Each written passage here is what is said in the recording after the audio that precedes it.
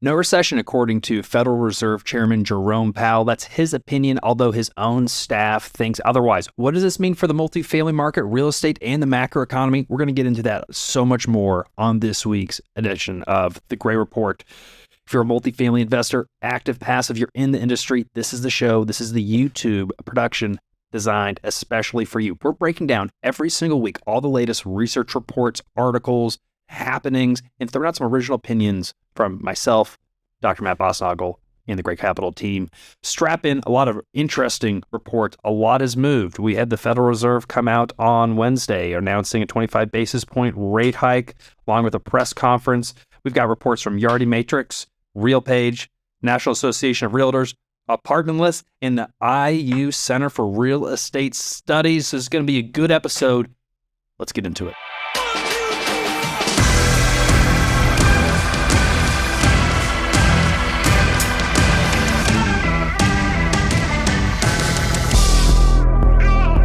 Welcome back to the Gray Report.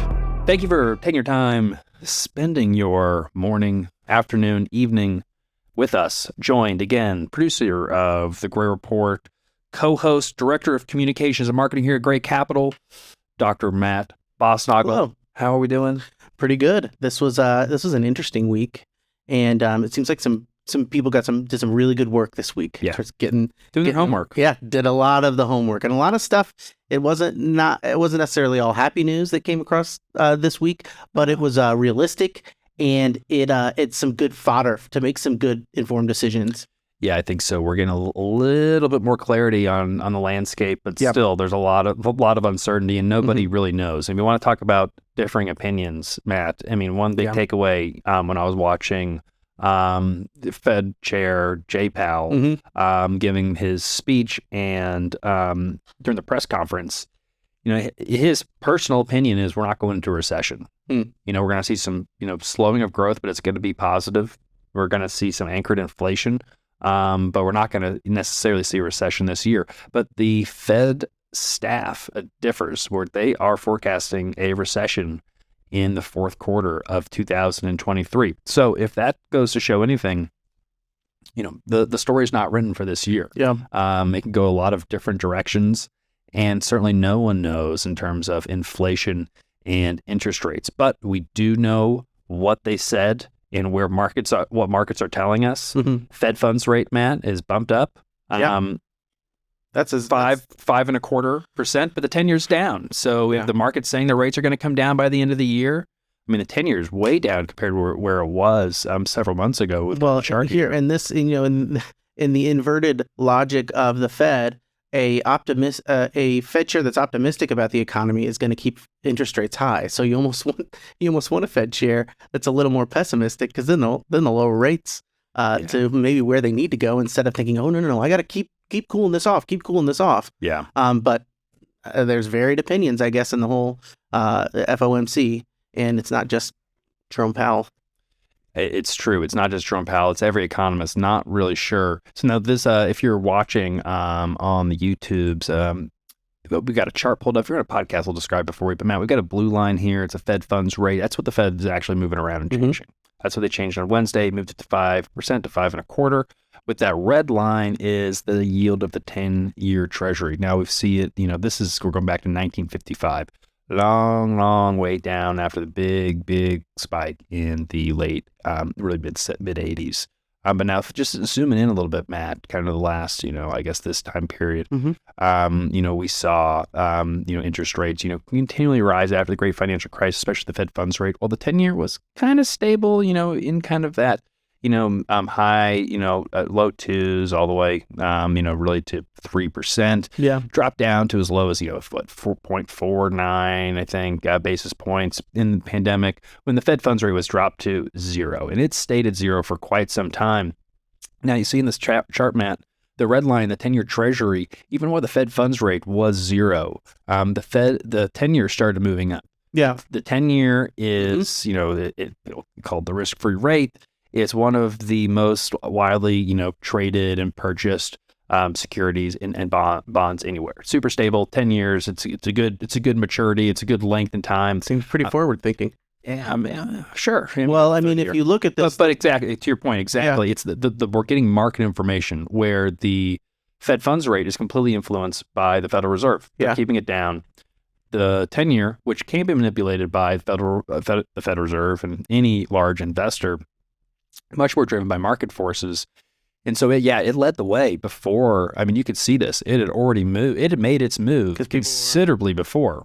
Because people were thinking that the federal funds rate would go up? Yeah, because everyone was seeing incredibly high inflation. And we remember this in 2021. Transient, it was like, transient, it's going to go away. What that meant. We learned what that. Now it's sticky. Now it's well anchored. Yeah. That's good. But let's look at the 10-year. It went up and it went down. Just as people had different opinions on where things were going to go. But now we've seen a trend on the 10-year Treasury with with market participants forecasting that rates are going to come down. Now, is the bond market always right? No. It's known as the smart money. It certainly can be wrong. But, this is lower lows and lower highs, which typically, if you're thinking from a technical analysis standpoint, which I'm certainly not like a technician of sorts, but I know what it is. And again, this is a trend downward. And we see, obviously, the Fed funds rate. We've gone from 75 basis point increases to 50, 25. And the narrative right now, or consensus, depending on how the data comes out, is we're going to take a pause at the June meeting and plateau this thing and see how it affects the economy over the next, many months. Because it takes a long time. It takes a long time for monetary policy to squeak into the system. We're just now starting to reset some of these rates that started increasing around this time last year. And we know it's not until later this year, really Q4, we'll start to see some movement in Q3 in anticipation, but it's not until Q4 where so many of these loans start to reset. And we'll really feel the effects of the monetary policy decisions that were made over the last year. And so that's why a lot of folks are saying, how much do we need to increase? Shouldn't we let this play out? You have a risk of raising too much and driving the economy into recession, whichever the Fed almost is always the one that finally drives the economy into recession. But the alternative, by not keeping rates high, the potential risk is inflation runs much, much higher. And erodes everyone's pocketbook and can be much more disastrous over the long term, especially when it comes to individuals and business owners' psychology of how they make decisions. And we're already seeing that take place. People are changing their decisions to buy, to plan, to make investments because of the uncertainty, because there's a potential looming recession, because interest rates are high and what could happen. Some of this is real. Some of it's perceived. Most of it's psychological. The Fed knows this. They need the economy to think that it's going to be slow. Oh yeah. That's the big and they thing. Need it to slow. And but they don't want a recession. Historically, well, maybe. I know it's almost like that's the only thing they want inflation in. They want inflation in, and if it takes a recession to do that, they're willing to go that far, or at least that's the communication that Jerome Powell is trying to stay optimistic, because politically it is untenable to say that we are going to drive the country into recession. Because you'd have every individual politician saying, Jay Powell threw us into recession. You're going to have millions of people out of jobs, people on the street, incredible hardship. And that idea of like, well, we're making some monetary decisions to affect monetary policy, and over the long term, we're going to have lower inflation and it's not going to eat into your purchasing power. That's all correct. Try to convince somebody on the street, living paycheck to paycheck who gets laid off, that, it's for the greater good. That's true. It could be true. It always seems to fall. Sell well. Yeah, and that's what I was going to say. It always seems to kind of fall on the labor market. And jobs numbers were higher than expected, which is great news. But under the depressing logic that many decision makers hold about inflation and interest rates, it, like I said, always seems to come at the expense of labor. What this does indicate, though, this kind of optimism, this use of anchored inflation expectations, this seems like we're not going to come out of it. We're not going to get back to lower interest rates by the end of the year, I don't think. Historically, high interest rates, at least the last 3 times within the 2000s where interest rates have come up, interest rates were high for a little while before they came back down. In the year 2000, it was up in the high plateau for like 5 or 6 months. In 2018, it was also around plateauing for about 5 or 6 months. And then, of course, in 2006, it was up there and plateaued for about a year. So we have not yet stopped growing. Once we stop growing, if it's anything like what's happened in the past 20 years, it will stay high for at least 6 months. Yeah, just looking back, you're talking about those plateaus, Matt. They don't necessarily last that long. I mean, there was a decent one, between 94 and 2000, but I don't even know if it's plateau and it came down. Basically it was in the, 6 that's 10 year, kind of in the 5 point, even higher than it is today. The Fed funds rate was basically 6%. Again, that's higher than it is today. Mm-hmm. Dropped down a little bit, but then before 2000s went up as high as 6.5. So that's 125 basis points higher than it could be today. So that year 2001 was like 5 or 6 months. I don't know exactly, just a couple months. Yeah. It was. But it stayed there for in June to December. Yeah, about half the year. That could be what we're facing. Yeah. And a little bit longer one, right leading up to the great financial crisis, Mm-hmm. they were raising the Fed funds rate June 2006. They kind of plateaued at 5.15, so right around where we are today, and kept it there until June of 2007. So basically a whole year. So we're really talking about 6 months to a year to let this sink in. Yeah. Now, what you can also, what we can learn and infer from the past, but then I've got a comment on from the past. Yeah. Quoting from Jay Powell. Oh, okay, good. What afterwards, basically, we hit a recession. He's great. If you're on YouTube, after Fed funds rate is risen and is plateaued, a recession typically occurs. It's like every time. Single time. It is a gray period. And what happens just right before, during the recession, but just before, there's enough economic calamity, volatility, that they bring that Fed funds rate way, way, way down. Yeah. Back in the 90s, they brought it down to 3%. Then later in the 2000s, it went basically to 1%. Then after the GFC, they just brought it down all the way to essentially zero. Yeah. Now, same thing happened in the pandemic. Rise. Fed funds rate started in 2016. We were at 0.14. Trickle up from 2016 onward, and then bam, here. We all know what happened. The pandemic happened, but if you remember this period before the pandemic, 2018, 2019, everyone believed we were due for a recession. It was almost certain. No one could really explain it other than it was time. Yeah. Into the bull run. Mm-hmm. Then the pandemic happened and Fed funds went to zero. So the initial reaction from learning from history would be, we're going to have a plateau from, anywhere from 3 months to a year. Mm-hmm. And then there's going to be a recession. And then the Fed funds rate's going to go down to maybe zero, maybe not zero. If there's still high inflation, maybe they're not going to bring it down to zero, but accommodative down to 1%. I don't know, somewhere in that range, 1 to 2%. Everyone would love that today. But what Jerome Powell said and mentioned in his press conference yesterday that I found interesting, reminded me of a lot of what Howard Marks has written about, is he said Jerome Powell said, this time truly is different. Because there's an adage of, people always say, this time's different. Well, this time's different, but it's it's not really that different. Yep. Again, there's over exuberance. Asset prices go up. Interest rates are too low for too long. Yeah. It's too much. The Federal Reserve raises short-term rates.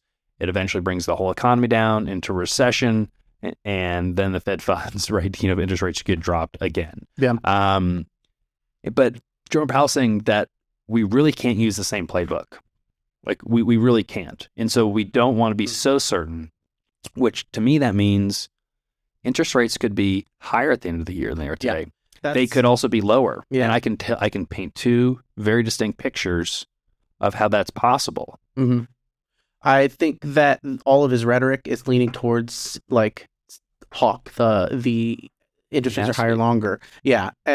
And looking for one thing that does seem different, just looking at the line graph, is the run up in interest rates was a lot steeper, a lot quicker this time than it was in the past few interest rate rises. Does that mean that we still haven't felt the pain?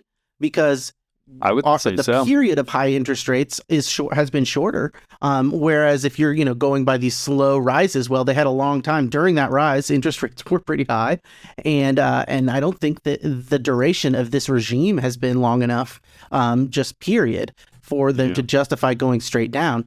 Maybe things are going to be different, but I see a lot of plateaus in this line graph, and not a whole lot of like transient spikes when it comes to high interest rates. No, you're right. I mean, this has been way quicker, much steeper than any of the previous cycles. The others were much more, I guess, they're much more gradual, or they all went over a longer period of time. And I'm sure there's a whole dissertation on the slope of change. Yeah.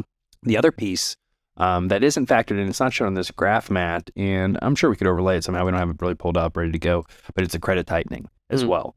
And there was some discussion at the press conference about credit tightening, how that influences or how that affects the market, and basically what the correlation and I guess the equivalence that credit tightening would have versus interest rates increasing. And a question was asked basically saying that the effects of credit tightening could have the effect of 100 basis points more of rate increases. So they don't have to raise rates anymore, but still get the same effect of a tighter credit market. Is that the quantitative tightening?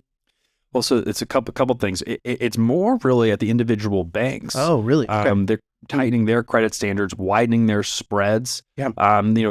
Credit standards were relatively tight prior to all this anyway, but obviously some loans were made that probably shouldn't have been made. And so between lowering loan to values, but also just being much more discriminating on what loans that they lend out for a couple reasons. One, they don't want to take the risk. They've got a bunch of loans on their book that they thought were good that aren't. But two, they're trying to raise liquidity. They're trying to increase the level of liquidity. One way to do that is just lending out less and holding on to more cash. Okay. They obviously make money on making loans, but from a standpoint of being conservative and fighting to live another day, they're trying to boost that liquidity. Obviously, we know all the turbulence has been going on in the banking sector. And so I think they're all keenly aware of that. Shareholders and customers are saying, what do you do to protect my deposits, not lend out more money now? Well, this quote from the FOMC really nails it down. I thought it was a almost exquisite irony that they say the committee will closely monitor incoming information and assess the implications for monetary policy. I have like a blind and deaf dog that is also closely monitoring the economy, and I'm about as confident in that as the FOMC.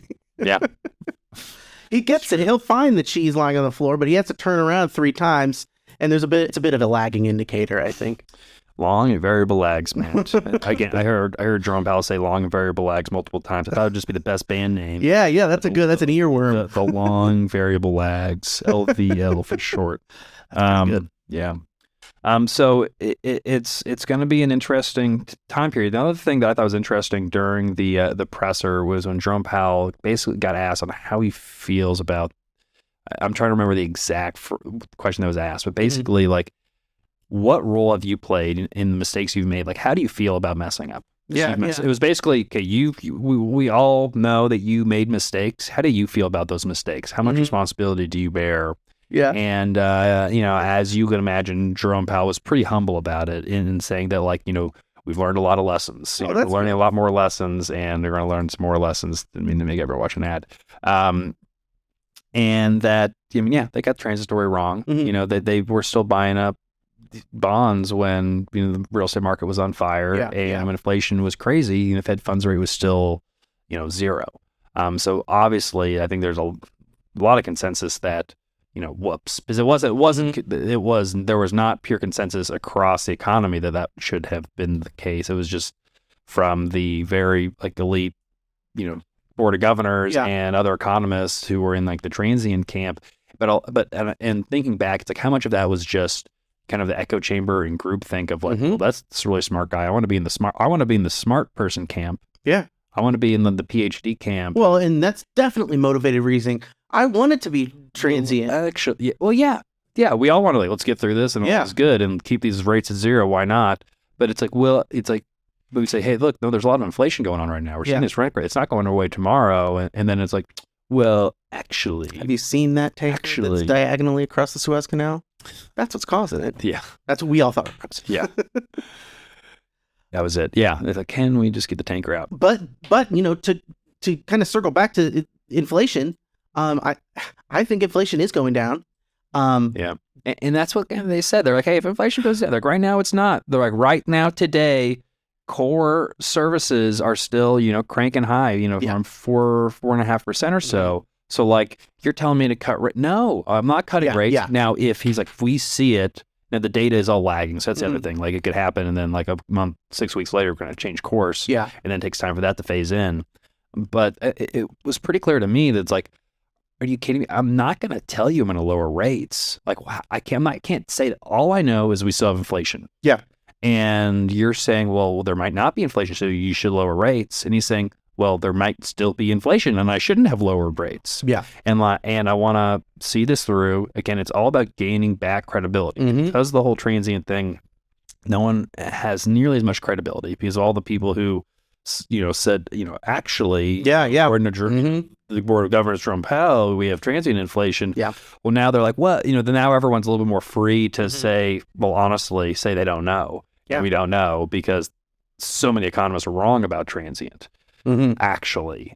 So, and the quickness of this crisis, of all those things that happen, is almost like a crash course in like recession economics that Powell is getting in the pandemic environment. And to his credit, he has, as slow and lumbering as it has been, it is, I think, a little bit to his credit that he does recognize that he's made a mistake. Yeah. And it definitely seems like he's erring on the side of caution. He seems like a great guy to like sit down and do the coffee, the fireside chat with and have a conversation. I mean, he can explain this stuff in a way that I think is gratifying to economists, but also I think relatively easy to understand for like the relative layperson who would listen to this. That person who wouldn't listen to it may not understand. Did you hear that he got pranked by someone that was faking that they were Zelensky? Yeah. And he gave like the most like perfect response. It wasn't like secret information. It was like what he's just been telling everybody. Yeah. Well, because I mean, in that role, I mean, you don't think that he's got buddies who are like, I know you can't tell me. Like, all right, what are you guys gonna do? Like, I mean, that's step one. It's like I have information that I can share. And damn, to his credit, he's given the exact same line to quote unquote heads of state as he is to the American people, which but that's the thing. It's like you got to talk to different heads of state. You got to talk to the president. You got to talk to Congress. You got to talk to multi-billionaires. Like everyone wants the inside scoop. Yeah. And so I'm sure he has the like 2 or 3 pieces of the inside scoop. Yeah, really isn't material, isn't really insider that everybody knows. But he's like, I'll let you know. But obviously, like you can't give the real inside scoop to everyone every sovereign, every one that thinks they're so important. Really, all the rate hikes have to do is if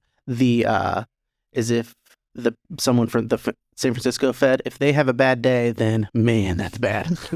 It's like internal gossip and drama. I don't think he's going to give that away.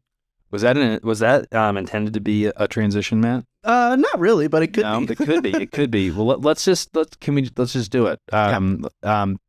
Because no one knows where rates are going. Yeah. We've talked about, the potential CRE debt crisis. We'll talk about that again some other time. We're working on a really great report, et cetera, et cetera, et cetera. Matt, let's talk about numbers. Let's talk about operations. We've got a couple of really good reports, one from Yardi, 2 from RealPage, and one from Apartment List, a couple from RealPage. A lot of really good stuff. We're talking about rent growth, we're talking about operations, and then we're going to get into expenses. Matt, where would you like to start? Let's start on this Yardi Matrix one. Now, they have a short research bulletin, and then also a couple days ago, they had a spring multifamily webinar report kind of thing. And we're going to share one slide because I don't want to give away everything. But really, the short research bulletin sets the tone for a lot of the apartment market data that came across this week. And you can really extend it to the economy, too. National month-over-month rent growth, positive but not powerful. Positive, not powerful. Also, kind of for the economy, GDP was, positive, not powerful. rent or job growth positive, not powerful, but which is all a we should see growth this time of year. Yeah. GDP and rents. Yeah. We're not seeing as much historically. That's right. Which makes sense a little bit because we saw huge gains earlier last year, but it's not something we're jumping up and down about. I'd say there's resiliency back to normal, but like it's a weak quarter so far. Yeah, we're still slowly we're digging our way out of it. Yeah, and it's not like smooth sailing. It's like this is coming at an effort, and to go back to expenses, that's one of the costs. Is going to be it's all that harder to make those improvements and to continue to maintain and drive NOI for investors at the same time that this rent growth is a little bit sluggish. So that's the challenge. Yeah, it makes it seem so much sharper. Yeah, the whole stagflation. I mean, like if we were wondering about stagflation, like I mean, we have been in stagflation for a while. Like, yeah, this is it. This is what it feels like, and it feels like icky, coming from both sides. From both sides, yeah. It's like yeah, you're getting some growth, but like but the expenses are growing faster, and rates are up, and there's uncertainty. It doesn't feel like I need to take a shower. Yeah, and what's so funny is we were talking about this stuff last year, like, or at least like when and I'm getting ahead of myself a little bit, and I don't mind repeating myself, but when inflation was at its peak, when it's really roaring hot, we were like, I didn't feel like around the office like we were suffering and running around like, oh, now how are we gonna, what about all these huge bills that are coming up? There's like something about this moment that's making this hurt a lot more. If you have a great thing and a not good thing, you're gonna focus like yeah. I mean, they're just human like nature. I mean, like, hey, this is awesome. We're getting these huge rents, and we saw even a little bit of this internally of it's like we're getting really big rents, and then it's like this is awesome. Yeah. What about expenses? Oh, expenses are up too. Yeah. And so it's like, okay, well, what's the net? It's not as good as I think everyone thought it was. I mean, you needed that big the rent growth, but it wasn't like you had flat expenses. Yeah. And I was blown away last year seeing people underwrite deals and they still had 2% expense inflation. They didn't update the model. They were like, well, I've got 15% rent growth and 10 and 7. And it's like, well, it's your expense assumption. Yeah. 2 hasn't changed. Because it's like that's somewhere in the model. Like, I haven't changed that page. Yeah.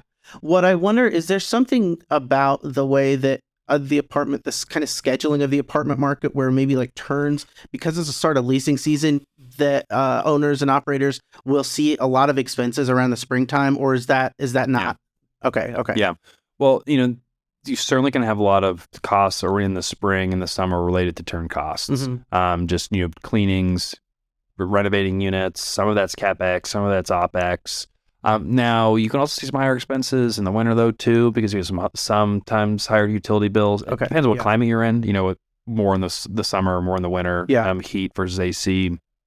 If you have any vacancy in the winter, which usually vacancies or occupancy is lower in the winter months, so you're paying for utilities for like some of those vacant units. But yeah, you're doing a lot more work in like the summer months. Because this is units and there's landscaping. And there's also snow removal in the winter. So I wouldn't say it's like extremes, but because this is what I was thinking was, you're getting these people that are either renewing or like last year the renewals came in the bump. You get a bump. This time you're not getting the bump, but also you're gonna have to pay for those expenses. The bump's coming on the expense side. And it's like it's like these things coming from multiple ends. It's just bad. I would say though, and we've talked about this, that things are definitely trending. I mean, we're definitely where during the winter, kind of the fall and then into the winter, things were pretty slow. I mean, traffic was low just across the board. And I heard that there was a tweet somewhere, someone from somewhere that did talk about how, no, actually, occupancy, we're seeing a lot more activity now. Yeah. My assessment, to kind of loop it back into the broader multifamily market, Yardi Matrix has in their multifamily rent forecast, this little research bulletin, they have upgraded their, really downgraded their year-end rent growth assumption from 2.7 to 2.6. Now, 2 days ago, they said it was 2.5. I think this is highly regional. I think that a lot of this rent growth weakness is concentrated in these former powerhouse markets of yesteryear, like Phoenix, Austin, Dallas, Las Vegas, maybe not Maybe not Austin so much. Yardi Matrix actually has Austin growing a lot. Even though they had a lot of supply coming online, they've got just equally strong rent growth expected. Now, other similar markets are these are markets that have the most rent growth concentrated.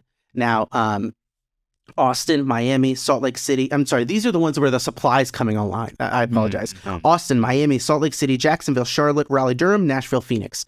Now, of those powerhouse new supply concentrated areas, there are many of them are actually expected, according to Yardi Matrix, are expected to have a considerable amount of rent growth. Now, I certainly hope so. Yeah. Now, if you scroll down to that list where you can see in bold, they have, and now this is from their presentation. If it's a couple slides down there. One more. There we go. Mm-hmm. Now they have, Charlotte was on that list. Raleigh, Durham, and Austin. Those are the top 3 they have for projected rent growth. And Nashville also higher than average, but around the bottom, closer to the bottom, that is Miami and Phoenix. Now, another thing that's not really as apparent is the Midwestern apartments still doing pretty well. Their stability is, I don't want to say unassailable, but it's really hard to dent them. They're not swinging to the top and to the bottom like these more volatile powerhouse markets or anything like that. Well, and again, I think, cross-referencing the potential rent growth and occupancy with the supply story. Whereas I guess what I'd like to see is what's the crossover between the higher rent growth markets and the markets that have low supply? Yeah. We kind of know it's on this list. I mean, so, Austin's got a lot of supply, so maybe take that off. Miami's got kind of its own thing going on, though. What else? I guess there's Asheville, Charlotte, Raleigh, Portland, Nashville, Indy. Those are the top markets. Mm-hmm.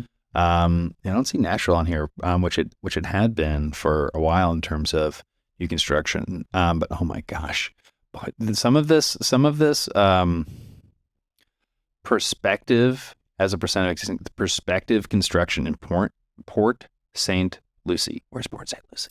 I don't know, but they're dividing their new supply pipeline by, there were actually some of it's by under construction, which planned in perspective. So who knows what who knows? But let's just say under construction actually happening today. Mm-hmm. They're at basically 25%, a quarter. They're building, if there is 100 apartment units, they're building 25 more. I mean, they're building a lot more relative to what they already have. Yeah. Montana, is that just the whole state now? Is that what is this, Montana? Yeah. I mean, clearly. Very, very good point. Is there a Montana somewhere? Look at that. Now, this is a slide. This is not, that's Paul. This is not a report, but this is more, it's a slide from their webinar that I wanted to. No. It's all good. It's all good, man. This is all really good stuff. But okay, the plan, Miami at the top, not too surprising. They're at 16% percentage of inventory. That's one case where the rent growth really is strong. Again, I think everyone from New York has decided they're going to move there, and from elsewhere. Miami's a lot of fun. But then I have to go over this perspective construction as a percentage of existing stock. Port St. Lucie, they're thinking about doubling the amount of apartments. Where? Okay. Yeah. Where's Port St. Lucie? What is Port St. Lucie, Matt? Florida. Oh, that all makes sense. Well, let's see if it's on the. Look. People are like, you don't South, know Florida? Port St. Lucie. Maybe it's outside of Tampa. Man, our ignorance is just emanating, Matt. People are like, you don't know anything. They're building more apartments than there's ever been, and you are talking about, you don't know exactly what you're talking about. Palm City, Stewart. Oh, just north of Jupiter. Okay, north of West Palm Beach. North Palm Beach. Okay. Got it. All right. Yep, just north of Miami, just north of Fort Lauderdale, Boca Raton, West Palm Beach, Jupiter. Okay, I've been to Port St. Lucie. It's a lot of times. I feel bad. For not doing that. Sorry. But I mean, a lot of people don't know Hollywood, Florida. I mean, Hollywood's right in the middle of here too. True. It's a city. All this.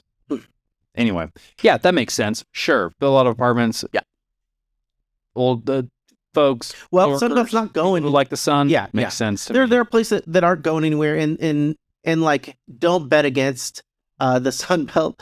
I think a lot of the Sunbelt like weakness is, first of all, it's like a reaction to the higher thing and just kind of a reversion to the mean, but also like there is a supply that comes online, and that's a little bit of a temporary wave that is going to be absorbed. And I don't think developers would do that if they didn't, think it would be absorbed. The other story, and again, to get back to the Yardi matrix, kind of like a national story, is more of a regional story, is these gateway markets. That the return to these gateway markets is something that Yardi matrix is expecting. And that's something that's happened for a while now, where young people are kind of moving back a little bit to the markets like New York or the other ones in like Boston and Chicago is doing really well. But one that isn't and is consistently still not doing great is San Francisco. Oh man.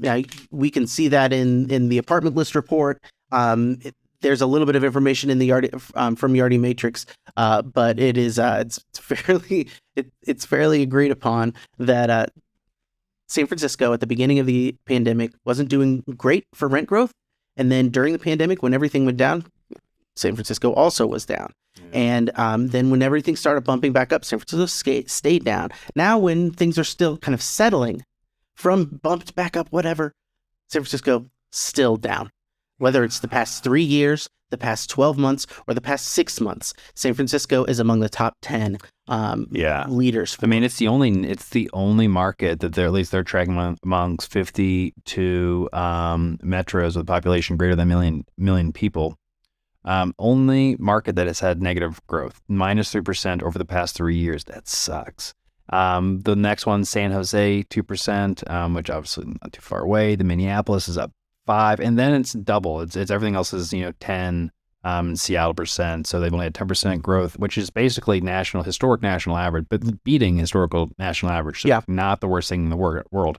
And the thing about multifamily, if you would have invested in the 7 slowest metros, you still would have had basically nominal rent growth. Mm-hmm. But over the past 6 months, Seattle has really sucked wind, but San Francisco still it just keeps.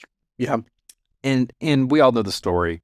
Everyone moved out of San Francisco, tech job, a lot of tech layoffs. People didn't have to work there. The pandemic. It's just not like culturally. It's like it's not cool to work in the office anymore. Apparently, although we think it's really cool to work in the office every day, I guess. And then the office, so no one needs offices anymore. The office market has been declining. Huge vacancies. Obviously, crime homeless issues. Which there's a little bit of all of that going on across the country right now in every city. But man, San Francisco is concentrated all those issues, but it just like in this little, it's not a little area, but it's a extrapolation of a lot of some of the issues that most major cities in the country. I know even Indianapolis, still we've got crime issues, we've got homeless population issues, not as much job or not as much like office buildings emptying out or anything like that, or we've got great rent growth, but challenge the cities. Yeah, I think one of the things about San Francisco is it is really concentrated with a lot of those tech jobs that are amenable to remote work and still have kept their remote work. I still think that San Francisco is at or near the top when it comes to housing costs in general, as even though it's stagnated for so long, it's still an expensive place to live. Yeah. And now with people moving out, with workers moving out of the city, and like this, and with little end in sight, I don't think that they're moving out right now because of crime. I think that crime is following the conditions rather than crime is determining the conditions. Now, there might be some politics people. There might be some things, oh, yeah, I left there because you can't stick your head out the car window without bullets whizzing by. I don't think that's the story. I think the story is... There's some of that, though. Whether it's perceived or real. Yeah. But I think that the crime is following the conditions and the real transitions that San Francisco has been through for the past 3 years. Whole Foods pulled out. Was it Whole Foods in San Francisco that pulled out? Nordstrom. A bunch of companies have pulled out. Yeah. I think Walmart and certain locations it's not safe. We've had so many And the police won't respond for shoplifters. And I think that you just go in and steal stuff. Yeah. And does anything. Yeah. It's this emptying. It's the emptying out of things. Like as this stuff comes and empties out.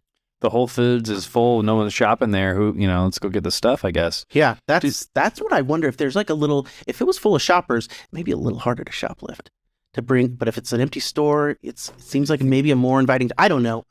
Now I'm speculating about crime, which I don't want to do. They're not carrying a gun, so they're not stopping anything. Right. The homeless people might have a gun. But okay, so Matt, question. Before we move on to, we've got some other reports, but I'm going to jump ahead just to more. It's talking about demographics. We're still talking about San Francisco, but it's more that's a demographic question. We're talking about the emptying out. What's leading the emptying out? People are working remotely, but it's also this demographic shift in reality of the median age is mid 30s. Yep.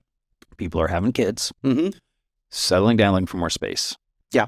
They've moved to San Francisco or the Bay Area after college or whatever. They moved there. They're making good money. Then they're like, hey, but then it started kind of sucking in San Francisco. Yeah. It was super expensive. I mean, the past couple times I was in San Francisco, just for fun and for market research, I'd go around with apartments.com or whatever ILS app I have on my phone just to see how expensive the rents are. Yeah. I can do it on CoStar from here, but $8,000 a month, $9,000 a month, $6,000 a month for, 1 or 2 bedroom, crazy stuff, over exuberance. And so some of this is not surprising.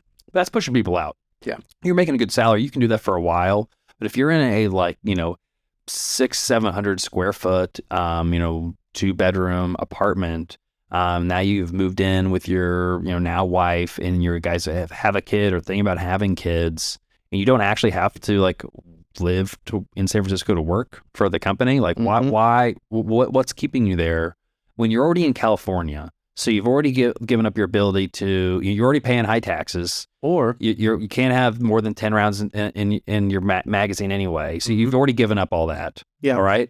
So now it's like, why don't you just move to another city in San Francisco? Yeah. Yeah. Go to Sacramento, go somewhere cheaper, or again, people are going to Boise or Phoenix or wherever. They're like, I like hiking because San Francisco, we've got all this great nature, which is it's incredible nature, great hikes. There's other places with hikes. They're seeing Phoenix, and they're like, there's hikes. They can go to Tucson, they've got hikes. Yeah. Denver, there's hiking. Boise, there's hiking. I can find trees. Yeah. So I can find trees. New York City's got trees. I think about all this with San Francisco as picture kind of like a target, the center of the target where things are most expensive. You have to live out in the farther and farther rings now to get far less a minimum wage job, but just to afford to live and work in San Francisco, the commute times are getting longer and longer because of home prices. And unless you are really wealthy and can afford to live in that target, the center, then you're making a long commute.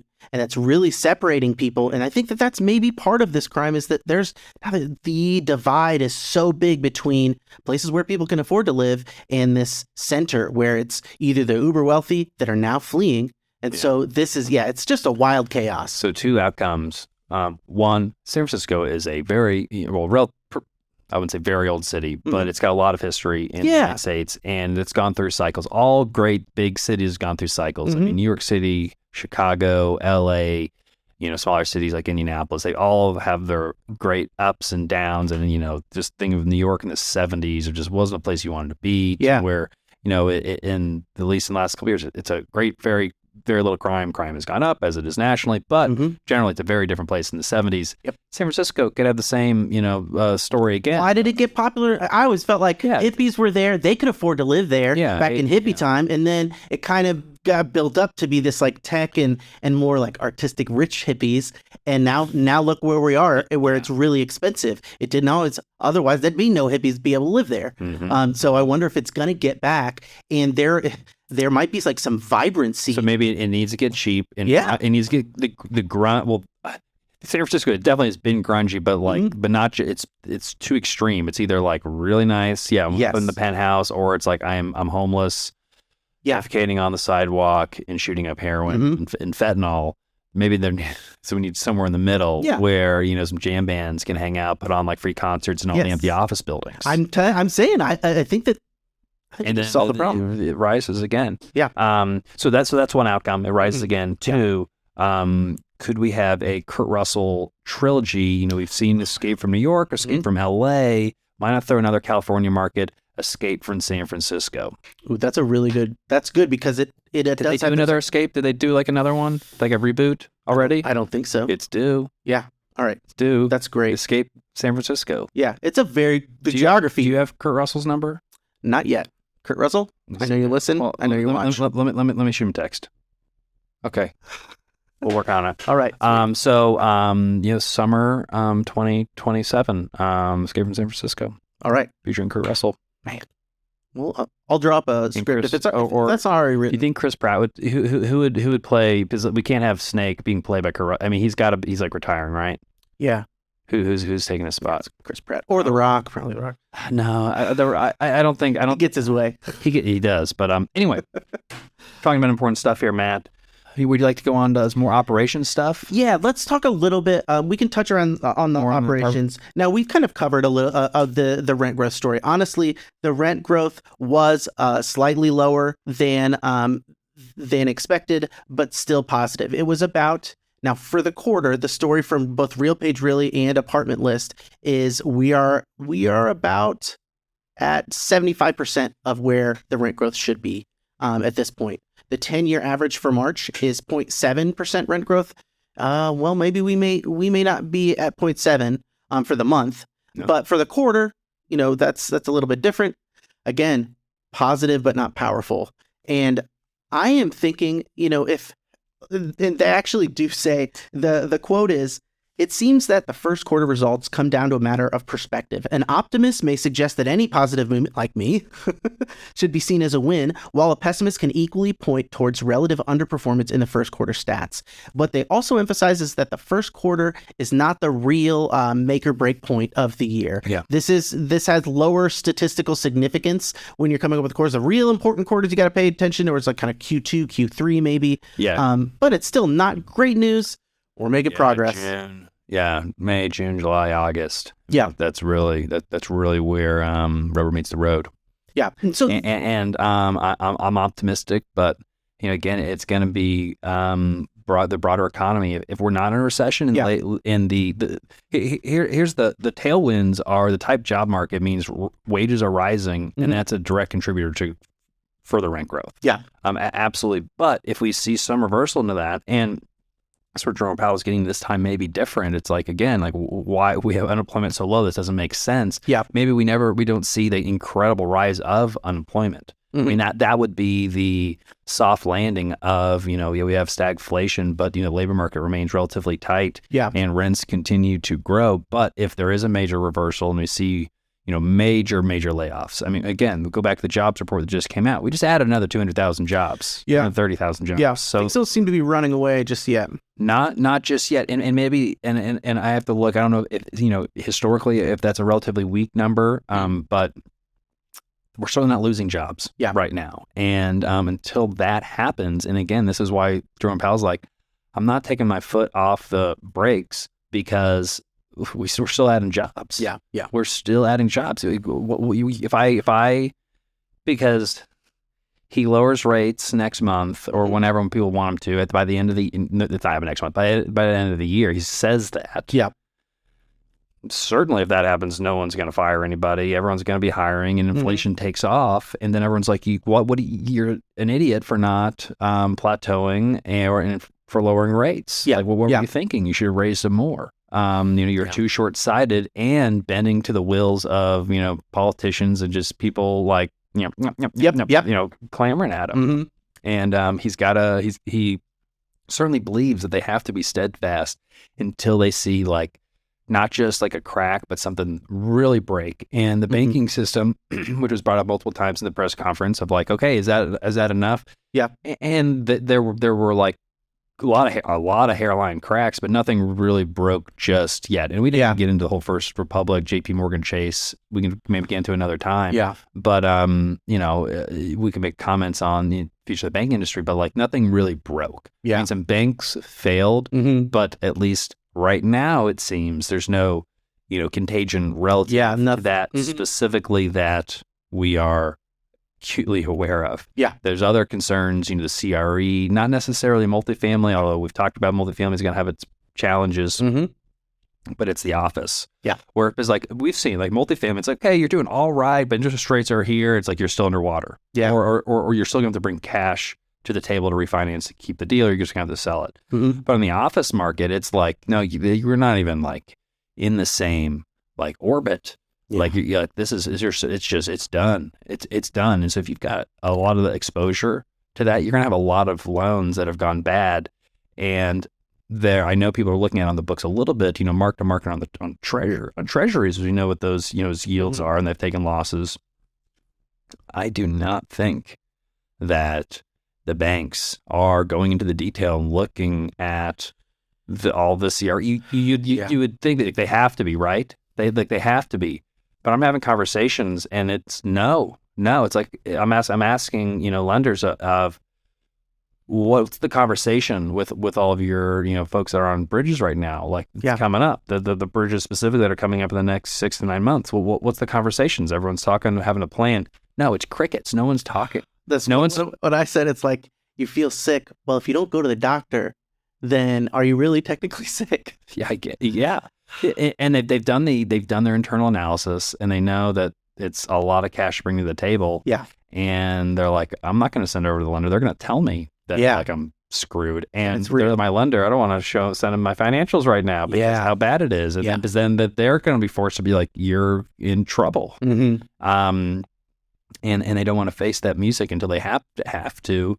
And they're still holding out for, rates to move in the right direction. And not from a short-term Fed funds SOFR perspective, but from a 10-year perspective, it is moving in the right direction. Again, we were at 4.1, 4.2 at one point, just under 4.2, 4.25 at one point in the 10-year. We're now down to like 3.3. I mean, that's all. That's 90 basis points of movement from like the peak. And it could go higher now after this. It could go lower, but it's given that sense of hope of like, well, maybe we can figure something out. Yeah, maybe we'll be able to get a sale. I mean, we're still seeing deals come to market, Matt, and this is a whole other topic. We're going to touch about it in here in a second. We talk about expenses, though.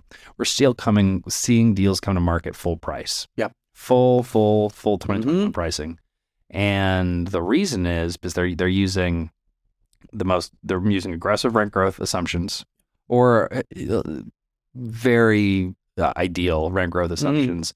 They're using last year's expenses. Yeah. And last year's expenses and 2 years ago's expenses ain't what the expenses are today, for sure. I mean, expenses are up, 16 to 40%, depending on what line item you're looking at, more in some cases. And that's not even getting into the specifics of the costs, especially like in Florida and along the coasts, of insurance. I mean, insurance costs, Matt, are just absolutely through the roof. I mean, there's a couple different factors. You imagine, the severe weather that's happened. Insurance companies have to make up for that somewhere. There's not always carriers in every area to be able to give the coverage.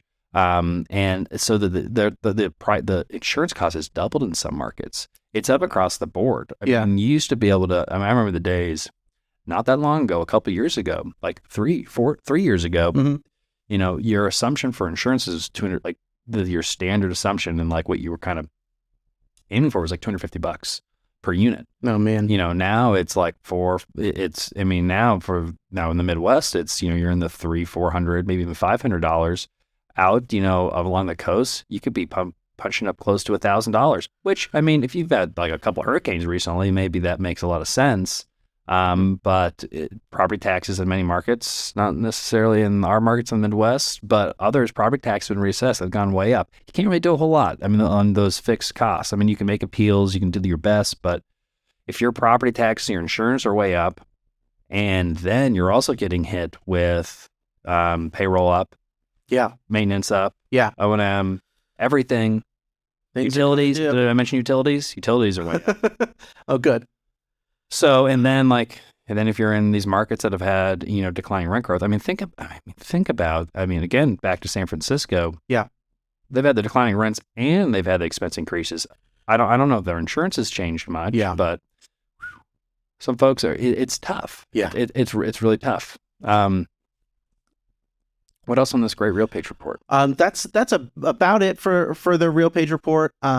If you want to move on just quickly, now this apartment expenses, it's not much of an article. It's really more of a paragraph and a chart. But it does really make concrete some of the stuff that we've been talking about. This is really only looking at 2022 versus 2021. Now 2023, these expenses didn't stop growing. Good for marketing as the lowest increase, and that is also often seen in marketing and advertising during times of inflation, when belts are tightening. That's easy to cut. You can trim there. There's different more technology. But insurance, just like you said, up 17 or so % on average. Probably this is just 2022 versus 2021. Yeah, exactly. Worse. Yeah. Turnover costs, utilities, administrative, operating, maintenance, payroll, they're all going up. Yeah. Again, for inflationary environment, it's not surprising, Matt. And again, assumptions were made of no expense growth for some people. Wrong move, mistake, big mistake. Yeah. Really, the only thing that is, again, marketing, which is maybe from 2021 to 2022 grown 3%. Everything else was 6% for payroll. Operation maintenance, 9%. Administrative and utilities at 10%. Turnover costs 15%. And again, insurance at 17% increase. They add up. And now they don't add up to 100%, but they're adding up and they're chipping away and they're making things harder and harder. And, it's a 2-step forward. Could be 3 steps back or 1 step back, depending on how efficient you can be in controlling some of these costs. Yeah. Maybe you're getting out there with your mower. I don't know. Yeah, no, but it's like, what can we do? I mean, especially now, I think you're taking some pride on the marketing side, Matt. I don't know if you're like, I am taking pride in the marketing side. That's right. We can run lean. Yeah. But there are other things that you simply have to do. And insurance isn't an option. Yeah. Turnover costs on it. Well, that's what I was thinking when you were talking about double insurance costs. I was like, can you just can you roll the dice for 1 year? Just 1 year? Yeah. No, probably not. I was going to give you a mortgage. Okay. That's required by the mortgage. Yeah. You can't just be like, no. I think it's going to be like a really good year. I don't think anything We're going to lend on your asset, but don't insure if it burns down. Because that's our collateral. Nah, I don't care that much about it. Okay. Kelly, real estate outlook. Indiana University, Kelley School of Business, they've got a great real estate program. I'm on the advisory board, their real estate advisory board, but they're putting out they're really creating a whole research institute for real estate research. So really exciting. They're going to have like a conference like next year, which 2024, which I'm excited about. But they put one of their first pieces and a little bit of shot across the bow. Yeah. I'd say, Matt. I loved it. Matt loved it. Well, I mean, it's a scary thought, but I think, and it's what I wrote, I think that this topic is maybe the most under-discussed topic in the multifamily industry. What they say is the title, Prepare for a Generational Housing Bubble. To clarify, the housing affordability crisis has not yet abated, but in a decade, we'll be in a very different position. So right now we're clamoring for homes. We want homes. But if the whole rate of home ownership stays the same for all age groups, if birth rates continue on current trends, immigration stays the same, then 10 years from now, there's going to be a lot more homes available to people than there are today.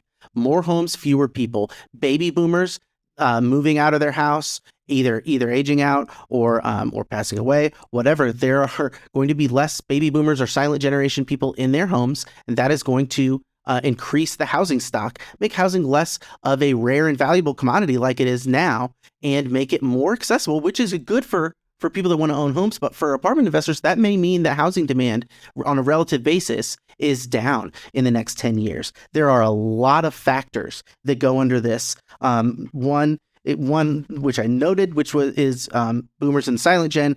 The other is birth rate. We don't know what's going to happen for birth rate and baby boomers. And the other one they talk about is immigration. I think that's also maybe the most question mark of all of it.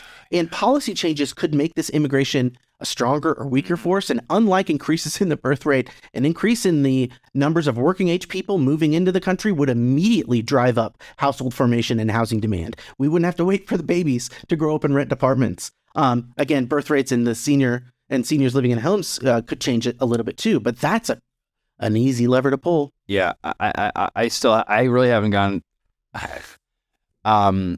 Good argument for not allowing many more people into this country. Yeah, I know it's like we had a labor hot button issue or whatever, and the counter argument is instances of like one guy who committed a crime somewhere, and they'll point out like here's an illegal immigrant who committed a crime. They've committed a crime statistically, so no one should come in. But what were you saying, Matt? Well, first of all, statistically, immigrants have a lower crime rate than people that were born here. You don't pick where you're born. Why is it? It's not your choice. And if you're qualified, and if you're not up to no good, then you should be let in. And that's the problem is the way should come in the right way, but there is no real right way to come in. It can take decades to come in the right way. And if you have a family and you're trying to start your life, you don't have decades to wait. Mm-hmm. So we need to, again, the goal isn't to be political, but I'm thinking from a practical standpoint. Yeah. Anybody wants to come here, they're not a criminal. They check a handful of boxes and make it efficiently. Come on in. Here's your your green card. Mm-hmm. Here's how you can pay taxes. Yeah. Here's how you can contribute to society. Yeah. And I don't know about you, Matt, but the hardest working people like that I know are immigrants. Yeah. And the more entrepreneurial and increase the birth rate also statistically. From an economic standpoint, the counter argument would be like, oh, they're taking our job. They're taking their jobs. Yeah, we have a labor shortage. We have a labor shortage. The jobs are there. You're not taking them. They're probably not going to take the jobs that a lot of people have or want. Another thing, and who cares? It's up to you again. Compete. I always thought that I came to this conclusion. It's a lot of this is a cultural argument. Immigrants taking and moving in and changing our culture happened since the founding of the country too. But what happens is immigrants come in, they move into a place in Texas. Guess what? They don't turn Texas into Mexico. They become Texans. They become gun-toting, Republican-voting Texans, which, Republicans are commonly associated with, maybe lower immigrant or more stricter immigration. But there are many. I'm sure the Texans could comment here and show me like, oh yeah, there's plenty of Hispanic Republican voting Texans. I think the assumption that every immigrant is going to be on the left wing of the spectrum, and they're going to bring their ideas of socialism here. They're looking for a job. They're not looking necessarily for political revolution. If they were keen on that, it'd be way easier in their country. Yeah. I don't think that's the goal. But we also can't pick and choose on what someone's political beliefs may or may not be. Mm-hmm. And also, we've got principles in this country, but we're also been very open to dynamic opinions and political thoughts and beliefs. And so again, that's the whole great, it's like, let's put our ideas out there and see what wins and see what's best and advocate for what you believe, and don't be afraid that someone's going to have an idea. Or they will take your job or anything. That it is like there is like kind of a meritocracy kind of thing. Yeah. And it's insecurity. You think your idea or you're so bad at your job, you're going to lose it. You don't have any other skills. Mm-hmm. Our ideals are so bad that when put up against someone else's, they're not going to win out. Yeah. It's insecurity. Mm-hmm. And I think we can be strong on this. We don't need to be weak and, limp wristed. I agree. And so again, it's like, who wants to come? Please, let's sign up. Got the jobs, ready to go. Here's a card. Background check. Look, put the filter up, filter out the right people, but then turn the faucet on. Yeah. And then, exactly. You turn it on, turn it up. And then it's like problem solved. And it's like, you want to talk about make America great again and being the best country in the world. That's how we pour the gasoline on the fire and open up innovation. Yeah. And I'm relatively conservative in a lot of ways. And but it's like, man, I don't think that I don't trust our politicians to to put up the fences and not allow people to move freely. Yeah, I'm a believer in freedom. Yeah, and including the freedom to travel, freedom to move, freedom of movement for sure. So, but kind of, and again, this does loop back into these 10-year shifts in these demographic ideas of housing demand.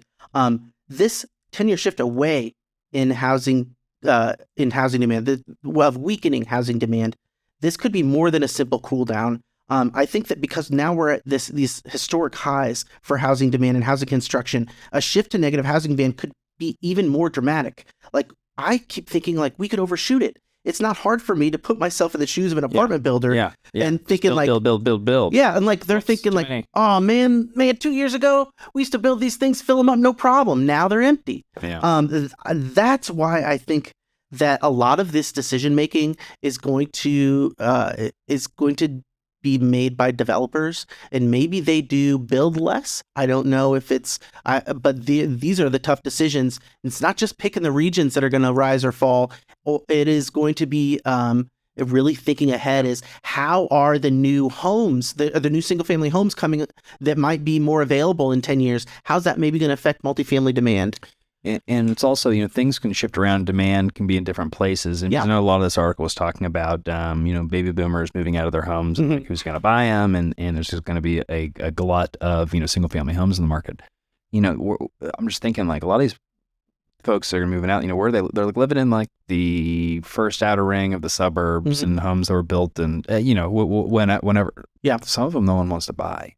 Yeah, and there's a lot of neighborhoods that have declined because they just weren't that attractive. And so, I mean, you could see, some suburbs that were built in, call it the 80s, 90s, maybe early 2000s, really turn the corner and be, low income areas. Yeah, that's which would be interesting. And then some of the suburbs get pushed further out. And maybe some people want to live downtown, but it gets shuffled around. Yeah. And we have excess housing stock, but there's no demand for it. Yes. But there is demand for the brand new apartment down the street or the house. And it may not be apartments. It may be, single family rentals. A lot of those may turn into I bet almost all of them will turn into single family rentals. You don't think Blackstone's going to come in, swoop up all the swoop them up as BTR deals, rent them out? Well, and then I gave my hot take. There's this 10 years thing. This 10-year, housing demand may fall off, maybe make homes cheaper. But we're talking, if AI is as crazy in its ability to grow and replace a lot of labor and boost productivity, that could have a big deflationary force. What if we're in an economy in 10 years where information is a lot cheaper? Both information, like the labor that goes into information, anything you see on the computer is a lot cheaper. Then people are maybe where's that money going to flow? Maybe to real things, maybe like real homes and real estate. It's a really good, it's a good take, Matt, and I want to take it one step further because I think you're right. It will flow to real assets, but on the like the intellect and the fact that some sort of thought is going to be cheapened, the information is going to be devalued, and even some baseline critical thinking is going to be devalued. Yeah, so you see, ChatGPT can do a lot for us. Yeah, and so where does that value shift? It's going to shift to actual like physical work that can't be done by a computer. So all of a sudden, all this manual labor, manual work that again we haven't yet figured out how to get a robot, how to get a computer, how to get the AI to do it. Yeah, because the laborer doesn't need maybe again, it's all about the inputs. We're not turning it over to AI or computer just yet. Yep. But like, what do I do here? What's the job, boss? It's like, I just type that in and it tells me exactly what to do. Yeah. But so it's like figuring out what to do, that's easy. I ask the freaking computer what to do and it tells me way better than my manager could ever tell me to do. Yeah. It keeps us on track. But I'm the valuable person because I can get it done. I can get the job done. The computer can't get it done. Yeah.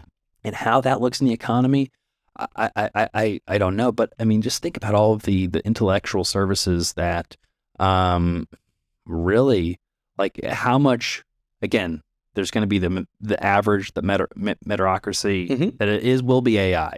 And it's going to be like this baseline of like, yeah, it's average. It's not going to be the best, but C it's going to plus get papers. Yeah, exactly. Who can punch above that? But a lot of the averages, most people are at that can only do C plus work. Yeah. So if you can, it's really not necessary. You have to be doing B, A plus work, really A plus work to be able to use that intellect to have much value. And that'll be incredibly valuable. And it's those that are going to be doing the prompts into the AI. Yeah. Yeah. But then who's getting the actual work done? And so it's this shifting around of how we value labor and skills. We saw that shift where it was more on the labor and then it shifted to technology and programmers.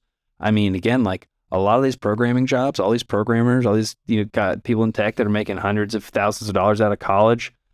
I mean, you look up ChatGPT to, GitHub or whatever, Yep. and I think it's like You don't doing need 5 of them. a lot of the Maybe you only need one. Yeah, when's going to be? There's going to be one person companies. Yeah. It's like I can do the task would be typically taking 500 people. Yeah. But I've got little bots doing it. But again, you can't just tell ChatGPT to do that for you. Yeah. It takes a lot of creative input, and so again, there's going to need to be that very high level of intelligence that can can do the prompts, knows the prompts, can still orchestrate it, but then all the middle is just AI, and then what can a computer not do? Who's going to actually turn the dial? Yeah, But it's a physical dial that needs to be turned. I It's agree. not fixing it. That lines up exactly. Yeah. Good thing that apartment buildings are made out of masonry and drywall and physical things. Yeah, well, and they're going to maintain their value because of that. You can't just 3D print one yet. I mean, people are 3D. They are the printing house thing, which is really cool, but still pretty early on. And even that, there's still value. It's a real thing. Yeah. And there's a lot of that's setup. true. It's not going to change. There's a lot about AI is going to change. Yeah. Oh, So fascinating. Yeah. Matt. I mean, I recommend checking out the IU Center for Real Estate Studies. Their research, really interesting stuff that's going to be coming out from them. I know it's early on, but really excited. They've got a great team. out with a bang. Out with the bank.